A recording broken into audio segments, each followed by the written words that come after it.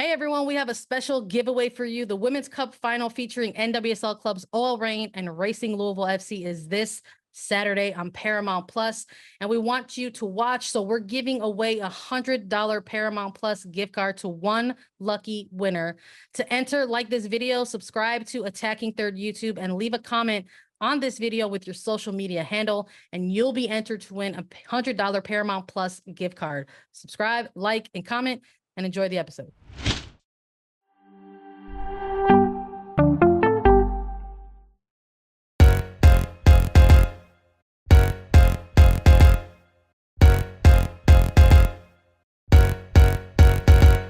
Hello and welcome to Attacking Third, a CBS Sports soccer podcast. I'm Sandra Herrera, lead NWSL writer for CBS Sports.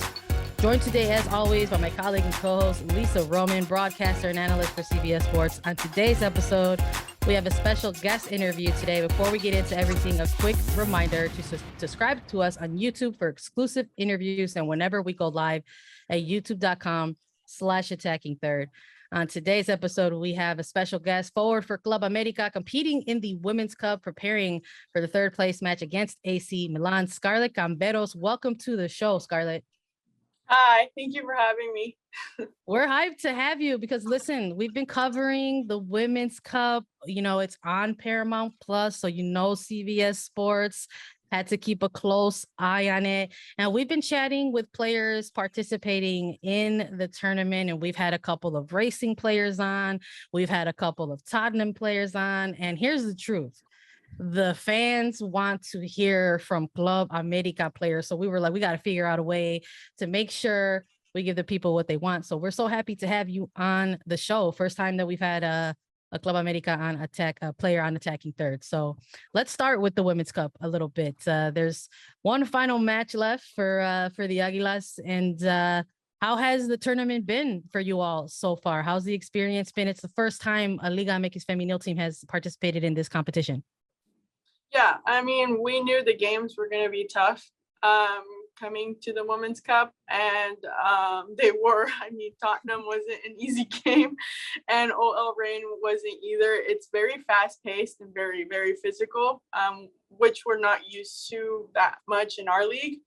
So we had to kind of like adjust how we played a little more, use our physicality a lot more. And but yeah, it's been really fun. My family came to watch because they're from San Diego, California. So they came to watch. So I've been like exploring Louisville with them, and it's been really fun. Before we continue, sorry. No. Before we continue with the soccer, I want to know, how is it seeing your family? What have you guys done in Louisville? Yeah, we've been eating a lot. We've been doing a lot of tours too. We did like a little ghost tour, which was cool. There's a lot of like little freaky stuff. And yeah, and just walking around, scootering around. There's scooters everywhere. But yeah, it's been really fun. That we like the vibe here in Louisville. Yeah, it's a lot of fun in Louisville there. I'm glad you're getting the food, because we talked to a Racing Louisville player, Jalen Howell, and she said that the food is great. So I'm so glad you guys are checking it out. But back on the pitch, you mentioned that match against Tottenham, how it was really tough, and your team and you have had to step up your physicality. And we saw that from Club America and from you in that Tottenham match. You ended up scoring the game winner in that one after elbowing off a couple defenders. Take me through that goal that you scored. Yeah. I just remember seeing Sabrina, the outside back on the right side. I saw her looking up, seeing like for her to play a ball. And I was like, I raised my hand. I was like, me, like, if you can get it to me. And then she placed me like a beautiful ball. And then I just remember like, okay, I need to beat this defender to the ball and like get this is an opportunity for a goal. And then I nudged her and I was like, okay. And it was just me and the keeper, and then I just slotted it in, and it went through her legs, and I was like, yes, I was so happy. Look, I love hearing you talk about that attacking mentality. Sometimes you got to do what you got to do, and people forget, I think, sometimes that soccer could be a physical game sometimes. Let's chat a little bit about the most recent match, though. Tough loss. It was a 2-1 loss for Club America against OL Reign in that semifinal. This was the opportunity for you all to go up against NWSL competition for the first time in this tournament. What were your thoughts from that match specifically? Because even though it's a loss on Club America's side, it wasn't as if there was a lack of competitive play for you all. So what were some of your impressions of the match against OL Reign? Yeah, I think that match was more physical than Tottenham, actually. We had to deal with also being like tired from the first game. So but it was good. I think we scored a goal in the second half, and unfortunately we didn't close out the game. But yeah, it's very nice for us to see that we can compete against teams like this, and WSL teams, and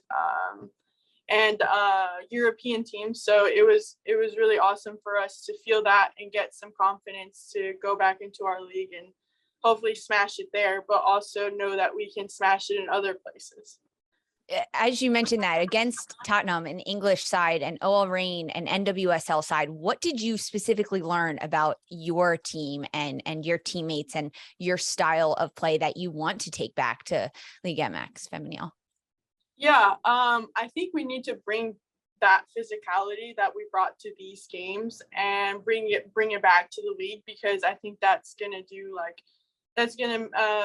do a lot for us, and I think we can win a lot more games using the speed we have, the aggressiveness that we have, and we don't really show it as much as we should in our league. So yeah, it was awesome to see that here, and it's cool because we have a lot of Mexican players, we have like American players, and then like we're kind of like mixing it together, and it's coming together, and these games really helped us see that. Let's stay with that energy a little bit about Club America specifically and Liga MX Femenil. You linked up with Club America December 2021 out of UC Irvine. How has this year been for you so far? And like, what have been some things that you've learned about yourself now that you've made this transition to being a professional athlete? Yeah, well, I think the hardest part about being a professional athlete, especially in Club America, is the fans. I mean, it's a really good thing. We have a lot of fans and it's awesome, but then it's like if you have a bad game, like you're getting roasted on social media, and it's dealing with that pressure, and like I think that's something I had to adjust to as well, like be mentally strong in that aspect, like but it's been really good. I mean, my first season was a really good one. I didn't expect it to go as well as it did. But yeah, I came out here to show what I could do, and I feel like that's what I've been doing, and I just want to keep developing as a professional, and that's what hopefully I'll keep doing in Club America. Some ways that players like to continue to develop and really measure their success is setting personal and individual goals for themselves. So have you set any as you continue playing with Club America, and have you checked any off already that you set for yourself? Yeah, good question. Well, coming to Club America, one of my main goals was to get on the Mexican national team, because I'd never been called up to a camp. And I was like, I really want to be seen by the national team. And I got called to my first camp in June. And then I called in to the second camp. But then I sprained my ankle pretty badly. So I couldn't go to like the pre-World Cup qualifiers or something. Yeah. So that was a kind of a bummer, but I did check that off. And hopefully I can keep getting called into camps now. But also, I think hopefully I win a championship with Club America, hopefully multiple. That's another goal of mine.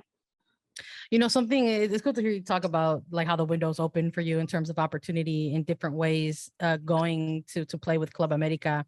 And something that we've asked like a lot of first year players who make the leap from like American collegiate systems to a pro level, whether it's been going from college to NWSL, or in your case, going, college to Liga MX Femenil. What would you say is maybe like the biggest adjustment or challenge has been for you going, from playing collegiately to Liga MX Femenil? I think it was probably that sorry. It was probably that I don't my lifestyle. Sorry, I had to change that a lot more. What I ate. It's also like we have 2 seasons in 1 year, so it's a lot of games, and I have to recover a lot better as well. And has it mostly been like just a sort of adapting to like the schedule of like a pro athlete? Because it's like I know like we hear a lot like about how when we talk to some first year players, it's like you have the concept of like balancing being a student athlete, right? Like training for games, but still having to like focus on school and stuff like that. And then with like being the pro athlete, it's like there's maybe sometimes that shift where it's like, oh, maybe it's going to be easier because I could just focus on being an athlete, but it ends up being that there's even more responsibility with that in terms of navigating being a pro athlete. Yeah. Well, my first season I was actually still in school. I was doing it online though. Yeah, because I didn't graduate till June. And because of COVID, I was able to finish it online. So I was actually still dealing with that my first season, but I was very determined to finish it off. But now that I don't have school this season, yeah, it's been more, I have to be completely focused on soccer. And what I have to do as a professional to keep getting better. And it is a lot more responsibility, as in I don't have any excuses to not, you know what I mean? Mm-hmm. To not do what I'm supposed to do. Yeah, that's incredibly impressive to start being a pro while still being in school. And so much of that adjustment comes from talking to your teammates and learning from them a little bit. And you have a handful of veterans on your team, as you mentioned, that are either from Mexico or from the United States and played collegiately. Specifically, you look at some other UC Irvine alums in Janelle Ferreris and Keanu Palacios. Have they helped you, and the veterans helped you at all with this transition from the college game to the pros? And how is it playing with some players that have that same background as you? Yeah, it's been awesome. That's actually one of the reasons why I came to Club America, because there were so many people similar to me, a lot of Mexican Americans, where I felt like I would feel more comfortable, as in maybe going to another country and like not. I'm fluent in Spanish, but it's like a different culture, and it's like it was going to be a culture shock for me if I didn't have these people that like that helped me in that way. But yeah, Janelle has been awesome. I mean, I talk to her all the time. I'm like, hey, like, can you help me with my eating habits? Because she like eats super healthy, and she's got a great TikTok. Yeah, where you can get all the recipes. Yeah. She's an amazing cook, but yeah, she helps me in that way. Also, like, I get advice from them on how to recover faster. Like, what do they do to like make their bodies feel better after games? Like, so yeah, they've helped a lot. So, what are some of the best recipes you've gotten from Janelle? She doesn't really like sharing. But I really want her to make she has this recipe for, I think it was like oatmeal cookies, and they're so good. I was going to say some of the stuff that she has put out there on her socials, like the baked goods, like the baking parts, like actually it's different, when you're looking at baked goods versus cooking, but she does it all. It's really cool. But that's kind of cool to sort of to know that, like, when you're looking at the culture of Club America, that kind of exists within the team for a player like you, kind of deciding to make that decision to go pro and be able to come into an environment that maybe has some familiar feelings for you with players who have maybe gone through something similar like you're currently going through. So towards the ends of our episodes here, we like to have a little fun with our guest interviews, and we're already starting talking about cooking and food and stuff like that. But something that we've been pitching about centering around the Women's Cup has been the fact that there are teams who are participating in it for the first time, like Club America, Tottenham. And we've asked, if there were any things that they wanted to do while in Louisville. And you've alluded to some of the things you've been doing with your family already. One of the best ways to get to know city, obviously, is to eat the food and get out there.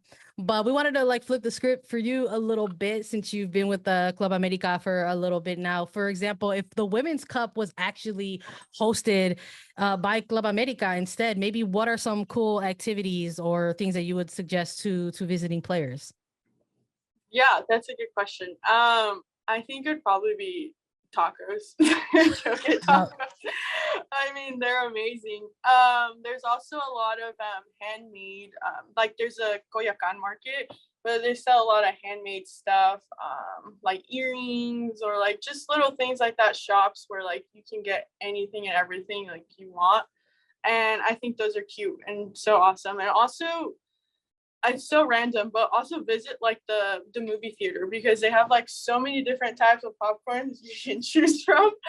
And I just love going to watch movies, go get the popcorn. So yeah, there's so much to do.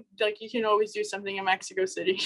I love that you mentioned the movie theaters, because I feel like the movie going experience in Mexico is severely underrated. It's not a thing that people always suggest for others to do. But I know for me and my family, whenever we would go to Mexico for our trips, our family trips, that was one of the things on our list. We're okay, we're going to go to have a movie day on this day. And it's for those exact same reasons. The energy is just a little bit different when you're going to catch a movie in Mexico. I love that. That was a great answer.